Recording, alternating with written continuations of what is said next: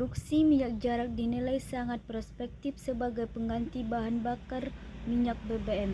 Akan tetapi, pengembangan bahan bakar alternatif berbahan baku minyak jarak secara nasional terkendala dengan kurangnya bahan baku biji jarak.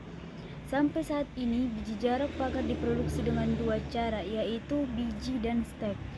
Teknik perbanyakan melalui stek dan biji menghasilkan tanaman dengan jumlah yang terbatas. Teknik perbanyakan in vitro adalah suatu metode penanaman protop sel-sel jaringan atau organ media buatan dan kondisi aseptik sehingga dapat beregenerasi menjadi tanaman lengkap dan menghasilkan lebih banyak. Dalam penelitian ini yaitu biji jarak dan bahan-bahan kimia yang digunakan seperti zat pengatur tumbuh BAP, NAA, TDZ, dan kitenin. Yang kedua, media dasar WPM, dan yang ketiga MS atau murasik. Yang keempat, DKW atau driver, dan yang kelima agar atau oksoid. Penelitian dibagi menjadi dua tahapan. Yang pertama, induksi tunas jarak atau eksplan asal biji tunas jarak yang ditumbuhkan secara in vitro. Dan yang kedua, multiplikasi tunas jarak menggunakan kultur in vitro.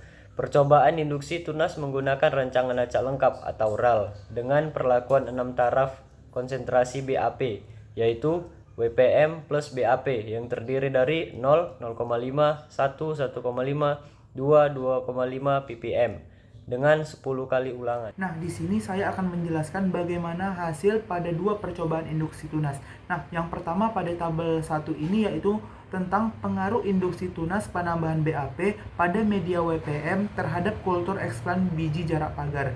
Yang mana pada percobaan ini memiliki tingkatan BAP yang berbeda-beda. Di antaranya yaitu sebesar 0 ppm, 0,5 ppm, 1,0 ppm, 1,5 ppm, 2,0 ppm, dan 2,5 ppm.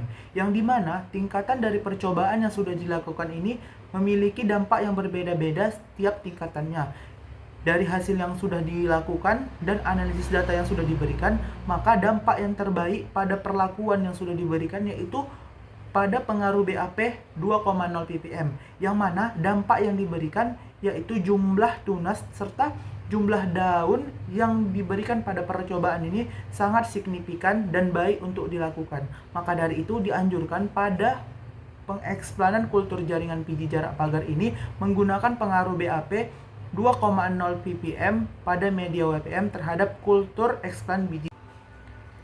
Nah, kemudian kita membahas tentang pada tabel 2 yaitu pengaruh induksi penambahan BAP pada media WPM terhadap kultur eksplan mata tunas jarak pagar, yang mana tingkatan yang diberikan sama dengan biji jarak pagar, yaitu dengan tingkatan BAP sebesar 0 ppm, 0,5 ppm, 1,0 ppm, 1,5 ppm, 2,0 ppm, dan 2,5 ppm, yang mana pada perlakuan yang sudah dilakukan serta analisis data yang sudah diberikan, maka dampak yang paling berpengaruh serta yang terbaik dimunculkan pada pengaruh BAP yang sebesar 2,0 ppm, yang mana jumlah tunas serta jumlah daun yang diberikan pada percobaan ini menunjukkan hal yang sangat signifikan dan cocok untuk dilakukan pengkulturan.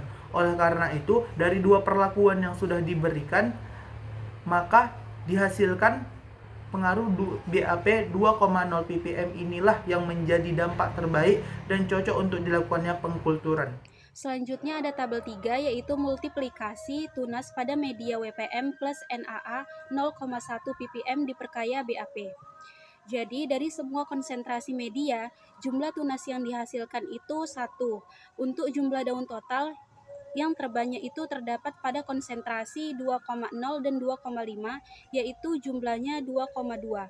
Dan untuk persentasi daun layunya itu 90 sampai 100. Selanjutnya ada tabel 4 yaitu multiplikasi tunas pada berbagai formulasi media. Jadi untuk semua jenis perlakuan jumlah tunas yang dihasilkan itu hanya 1,0 dan untuk jumlah daun yang dihasilkan terbanyak itu terdapat pada perlakuan DKW plus BAP1 dan MS plus BAP2 plus K7 yaitu jumlahnya 3,0 atau lebih kurang 1,05 dan untuk persentasi daun layunya itu dari 40 sampai 100%. Baik, di sini bisa kita lihat pada tabel 5 multiplikasi tunas pada berbagai formulasi media menunjukkan bahwa perlakuan DKW plus BAP 2,0 plus TDZ 0,4 plus AGNO3 3,0 menghasilkan jumlah tunas 2,4 lebih banyak dari formulasi media lainnya, yaitu dengan pembuktian jumlah daun hijaunya mencapai 90,70% dan persentase daun layunya 9,30% yang paling rendah dibanding dengan media lainnya. Baik, di sini pada tabel 6 rata-rata jumlah tunas, jumlah daun, serta pembentukan kalus dalam media DKW memperlihatkan bahwa penambahan kinetin 5 ppm menghasilkan tinggi tunas lebih besar dibandingkan kinetin 1 ppm dan BAP 1 ppm dan 5 ppm. Jadi dapat disimpulkan hasil pada 2 percobaan induksi tunas dan 4 percobaan multiplikasi tunas memberikan nilai rata-rata yang tidak berbeda nyata satu sama lainnya.